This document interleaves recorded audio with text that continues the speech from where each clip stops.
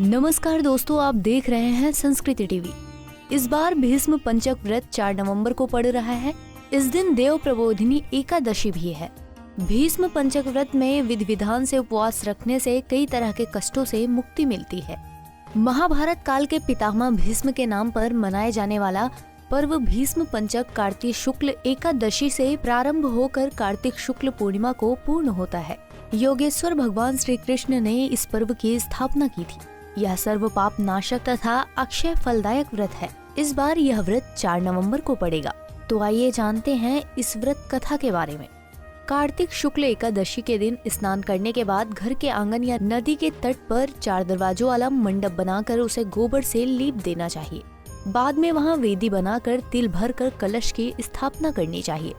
इसके बाद ओम नमो भगवते वासुदेवाय नमः मंत्र से भगवान वासुदेव की पूजा करनी चाहिए। 5 दिनों तक लगातार घी का दीपक जलाकर और मौन होकर मंत्र का जाप करना चाहिए। इसके बाद ओम विष्णुवे नमः स्वाहा मंत्र से घी, तिल और जौ की 108 आहुतियां देकर हवन संपन्न करना चाहिए। 5 दिन काम क्रोध आदि का त्याग कर ब्रह्मचर्य, क्षमा, दया और उदारता धारण करनी चाहिए।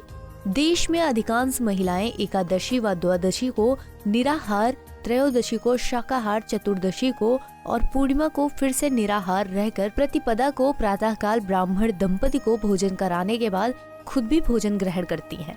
महाभारत का युद्ध समाप्त होने पर भीष्म पितामह सूर्य के उत्तरायण होने की प्रतीक्षा शरशय्या पर लेट कर रहे थे। तभी भगवान श्री कृष्ण को लेकर 5 पांडव उनके पास पहुँचे। उपयुक्त अवसर जान धर्मराज युधिष्ठिर ने भीष्म पितामह से उपदेश देने की प्रार्थना की।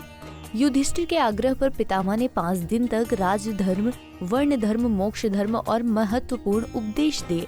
इस पर श्री कृष्ण बहुत प्रसन्न हुए और कहा कि पितामह ने कार्तिक शुक्ल एकादशी से शुरू कर पूर्णिमा तक जो धर्ममय उपदेश दिया है वह लोक कल्याणकारी है।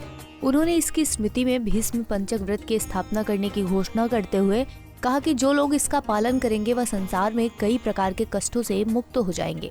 उन्हें पुत्र, पौत्र, धन और धान्य की कमी नहीं रहेगी और संसार में सुख भोग कर मोक्ष को प्राप्त होंगे। उम्मीद है दोस्तों आपको ये जानकारी पसंद आई होगी। ऐसे ही धर्म और आस्था से जुड़े रहने के लिए देखते रहिए संस्कृति टीवी।